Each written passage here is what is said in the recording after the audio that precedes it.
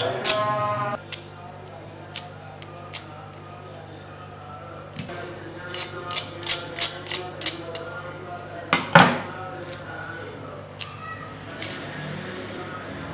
वालेकुम ख़वातीन व हज़रात, मैं अफ़ज़ाल अरशद हूँ। आज आपके साथ बाज़ार में ठेलों पे बिकने वाली फ़्राइज़, कोटिंग वाली फ़्राइज़ की रेसिपी शेयर करनी है। ये फ़्राइज़ बनाना बहुत आसान है, लेकिन मैं हमेशा जैसे आपको बताता हूँ कि हर चीज़ के पीछे एक सीक्रेट होता है। तो ये ट्रेड सीक्रेट है ठेले वालों का। वो इस फ़्राइज़ को इस स्टाइल में बनाते हैं कि आप इसको 10 मिनट भी पड़ा रहने दें तो ये सॉगी नहीं होती, क्रंची रहती है बिल्कुल। लेकिन वही फ़्राइज़ आप घर पे बनाते हैं तो उसी टाइम सॉगी हो जाती है। इसमें क्या सीक्रेट है, तो यही चीज़ आज हमने इस वीडियो में देखनी है। तो ये वो सारी चीज़ें जो मैंने खुद सीखी हैं वो मैं आपको सिखा रहा हूँ, ताकि अगर कोई बंदा कारोबार भी करना चाहे, कोई छोटा स्टॉल लगाना चाहे, तो वो ईज़िली ये फ़्राइज़ बना के अच्छा खासा अपनी रोज़ी का ज़रिया बना सकता है। और घर पर आप ट्राई करना चाहें और बेहतरीन क्रंची फ़्राइज़ आपको चाहिए हो तो आपके लिए ये बेहतरीन रेसिपी है। आप इसको ट्राई कीजिएगा और मुझे फ़ीडबैक कमेंट्स में आपने देना है कि आपको इसका रिज़ल्ट किस तरह का मिला। तो यहाँ पे मेरे पास तकरीबन 2 किलो के करीब आलू हैं जिनसे मैंने फ़्राइज़ बनानी है। आप 1 किलो की भी बना सकते हैं, आधा किलो की भी बना सकते हैं, जितने भी आलू हैं वो आप ले सकते हैं। मैं बैटर उसी हिसाब से आपको बता भी दूंगा, डिस्क्रिप्शन में भी लिख दूंगा कम क्वांटिटी में। हमने सबसे पहले देखना है कि इस फ़्राइज़ की कोटिंग कैसे बनेगी। हम इसको बेसन वाली फ़्राइज़ तो बोलते हैं, लेकिन इसमें सिर्फ बेसन नहीं इस्तेमाल होता। बेसन को अगर आप किसी चीज़ पे लगाते हैं तो वो फ्राइंग के बाद सॉगी हो जाता है, उसमें वो क्रिस्पीनेस नहीं रहती जो कि होनी चाहिए, ख़ास तौर पे फ़्राइज़ में, क्योंकि आलू के अंदर मॉइस्चर होता है। जैसे ही आप उसको गरम गरम रखते हैं थोड़ी देर में वो मॉइस्चर इस बेसन को गीला करके सॉगी कर देता है। तो हम इस रेसिपी के अंदर डिफरेंट किस्म के जो आटे या फ्लावर्स हैं उनका एक मिक्सचर डालते हैं, जिससे ये फ़्राइज़ क्रिस्पी, क्रंची और बड़ी मज़ेदार बनती हैं। तो सबसे पहले हमने इसका बैटर ही तैयार करना है। तो उसके लिए आपने ये करना है, ये है मैदा, सादा मैदा जो आपको बाज़ार में मिलता है वही आपने लेना है। 1 कप मैदा ले लें और ये स्टैंडर्ड कप है, ये देखें 1 कप इसके ऊपर लिखा हुआ है, तो ये वाला कप आपने लेना है। या अगर आप कोई दूसरा कप लेते हैं तो फिर सारी मेजरमेंट्स उसी कप से करनी है। अब इसमें हमने बेसन शामिल करना है। बेशक इसका नाम बेसन वाली फ़्राइज़ है, लेकिन बेसन की क्वांटिटी इसमें कम होती है, तो मैदे से आधी क्वांटिटी आपने बेसन की लेनी है, आधा कप।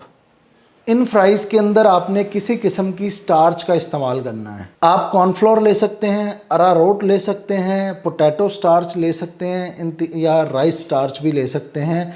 तो इन तीनों या चारों चीज़ों से रिज़ल्ट आपको सेम मिलेगा। नॉर्मली हमें कॉर्नफ्लोर आसानी से मिलता है, अरारोट भी मिल जाता है, तो दोनों में से आप कोई भी चीज़ ले लें जो आपको सस्ती पड़े। 1 कप आपने कॉर्नफ्लोर लेना है, मैदे के बराबर होगा ये, सिर्फ इसमें जो बेसन है उसकी क्वांटिटी आधी होगी। उसके बाद इसमें आपने नमक शामिल करना है, 1 टीस्पून नमक जाएगा। अगर आपको ये क्वांटिटीज़ कम करनी है तो इन्हीं सब क्वांटिटीज़ को आपने आधा आधा कर लेना है। चिली फ्लेक्स हैं, इसके अंदर तकरीबन 1 से 1.5 टीस्पून चिली फ्लेक्स के शामिल करें। और ये है लहसुन पाउडर, 1 टीस्पून आपने इसमें लहसुन पाउडर शामिल करना। और आखिर में इसमें सबसे ख़ास चीज़ जाएगी, वो है बेकिंग पाउडर, आधा टीस्पून, आधे टीस्पून से थोड़ा सा ज़्यादा रखें।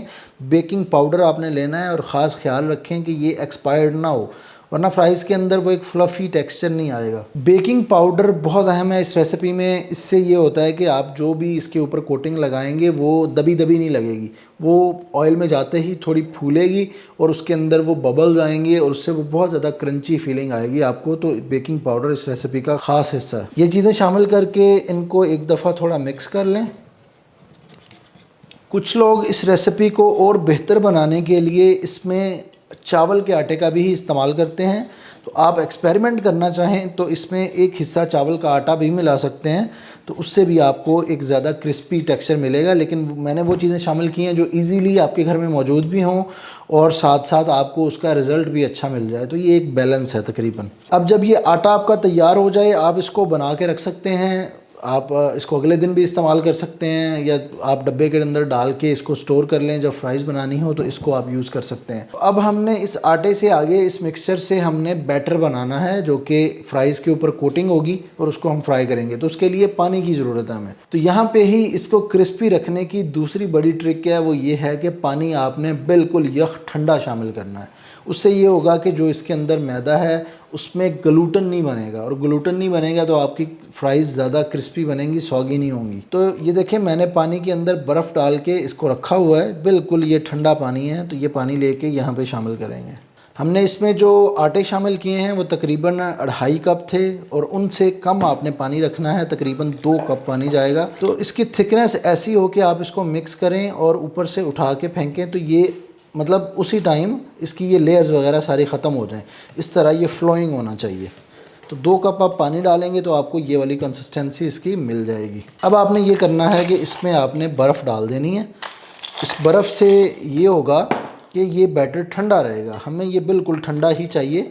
तो इसमें बर्फ़ शामिल करके इसको रखें, या आप ये कर सकते हैं कि इसको आप फ्रिज में रख दें ताकि ये ठंडा रहे और जब हम इसको यूज़ करें तो ये चिल्ड होना चाहिए। आलू अगर आपको सफ़ेद वाले मिलें तो सबसे बेहतर है, वरना ये लाल आलू हैं जो नॉर्मली मिलते हैं, इनको भी आप यूज़ कर सकते हैं। इनको छील लेना है और आलूओं को आपने पहले धोना है, बाद में नहीं धोना। और ये भी ख्याल रखें कि जितने आलू की चिप्स आपने एट अ टाइम बनानी है उतने ही आलू छीलें, वरना ये काले हो जाएंगे और फिर वो फ्राइज़ के अंदर वो मज़ा नहीं आएगा। अब इनको मशीन से भी काटा जा सकता है, लेकिन मैं आपको घरेलू तरीका, हाथ से काटने का तरीका बताऊंगा। थिकनेस आपने इनकी मुनासिब सी रखनी है, बहुत ज़्यादा मोटा नहीं काटना है इनको। ये देखें तकरीबन 6 mm से 8 mm तक इनकी थिकनेस रखें और इनको आगे फिर मज़ीद स्क्वेयर्स के अंदर काट लें। ये देखिए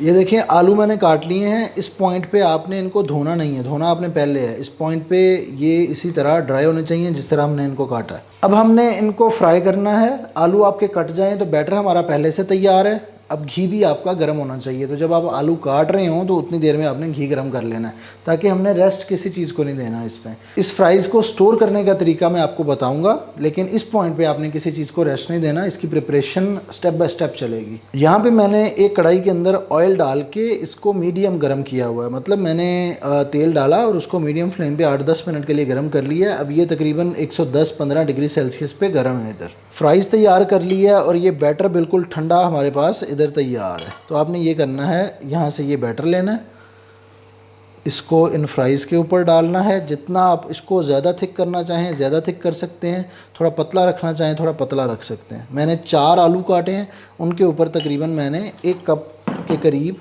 बैटर डाल दिया है। इसको इस तरह मिक्स करेंगे ताकि ये बैटर अच्छी तरह फैल जाए इन फ्राइज़ के ऊपर। ये देखें ये इस तरह बैटर्ड फ्राइज़ आ जाएंगी। इनको अब हम शामिल करेंगे गर्म तेल में। अलग अलग मैं इसलिए छोड़ रहा हूँ ताकि ये चिपक जाती हैं अंदर, तो वो चीज़ ना हो। थोड़ा हाथ इस तरह आप अलग अलग कर लेंगे तो ज़्यादा बेहतर है। और कढ़ाई को आपने बहुत ज़्यादा भरना भी नहीं है इस पॉइंट पे। सही फ्राइज़ डालने के 30 सेकंड के बाद आपने इसको एक दफ़ा हिलाना है ताकि जो जुड़ी हुई फ्राइज़ है ना वो अलग हो जाए। इसको चम्मच से हल्का हल्का हिला दें तो इसके जो गुच्छे से बन जाएंगे वो अलग हो जाएंगे। और फिर इसको आपने इधर पकने देना है। ये ऊपर तैरना शुरू हो जाएगी तकरीबन 3 से 4-5 मिनट के बाद। तो उसका मतलब है कि ये आलमोस्ट कुक हो चुकी है, मतलब कच्ची पक्की सी हो जाएगी। फिर हम इसको निकाल लेंगे इधर से। तो ये फ्राइज़ जब पक रही होगी ना, आपको चम्मच से अंदाज़ा हो रहा होगा कि ये बहुत क्रिस्पी हो रही है। ये देखें ये जो बैटर है ना वो बड़ा कमाल का और बड़ा ज़बरदस्त क्रिस्पी है। बस आपने हल्का हल्का हिलाते हुए इसको 4 से 5 मिनट पहले फ्राई देनी है। उसमें बस आप ये चेक कर सकते हैं कि चिप्स को दबा के देखें कि वो अंदर से नरम हुई है या नहीं हुई। इसको हम निकाल लेंगे। ये तकरीबन 4 से 5 मिनट कुक हो गई है यहाँ पे और अंदर से नरम हो गई है। तो ये फ्राइज़ इनको हमने अभी हाफ़ फ्राई किया है। यहाँ पे देखें कितनी खूबसूरत शक्ल है, प्यारा कलर है और मतलब जिस तरह आप फ्रोज़न फ्राइज़ लेते हैं ना उस तरह की शक्ल आ रही है, लेकिन ये कोटेड है।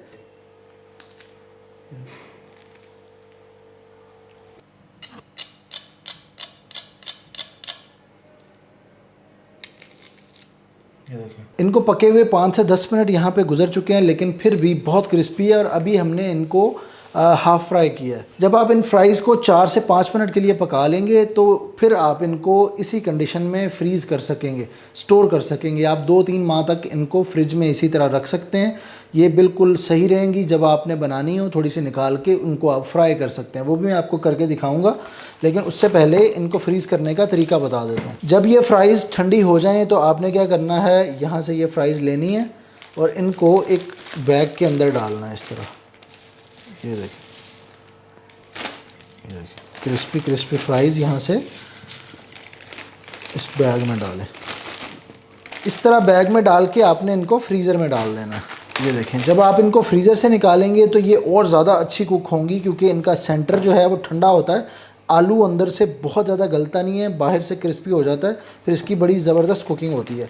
लेकिन इस पॉइंट पे भी हम इनको कुक कर सकते हैं, जो इनकी कोटिंग है वो ऊपर से उतरेगी नहीं। और आपने अक्सर देखा होगा इसी तरह ठेले वालों ने जो फ्राइज़ है वो हाफ डन करके ढीली ढाली करके रखी होती है अपने शो केसेस के अंदर, फिर आप जब उनको ऑर्डर करते हैं तो फिर इसको वो फ्राई करते हैं। इस पॉइंट पे आपने जो घी है या तेल है आपका जिसके अंदर आपने फ्राई करना है उसको थोड़ा ज़्यादा गर्म करना है।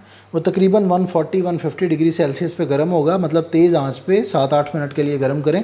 अच्छा कड़कता गर्म तेल होना चाहिए। और ये जो फ्राइज़ हैं जितनी आपने फ्राई करनी है वो तेल में डाल दें। अगर फ्रोज़न है तो बिल्कुल फ्रोज़न ही आपने डालनी है, उनको डीफ्रॉस्ट नहीं करना। तेज़ आंच पे पकाने पे एक तो ये फ़ायदा होगा कि ये बाहर से बहुत ज़्यादा क्रिस्पी हो जाएगी, और दूसरे नंबर पे इनके अंदर जो हल्का फुल्का ऑयल होगा या तेल होगा वो निकल जाएगा। ये देखें कितना प्यारा कलर आ रहा है इस पर, ये देखें। और ये आपको जो बाज़ार से आप इतनी महंगी फ़्राइज़ ख़रीदते हैं वो मसला आपका हल हो जाएगा। आप इनको फ्रीज़ करके रखें, जब इनको बनाना हो उसी टाइम 3-4 मिनट के लिए फ्राई करें तो ये बेहतरीन आपकी चिप्स तैयार हो जाएगी।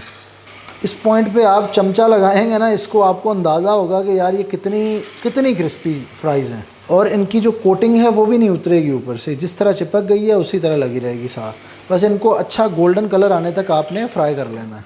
इस पॉइंट पे देखें ये फ्राइज़ जो हैं अच्छी तरह से क्रिस्पी हो चुकी हैं। ये देखें, यही मैं आपको दिखा देता हूँ, ये ले लें।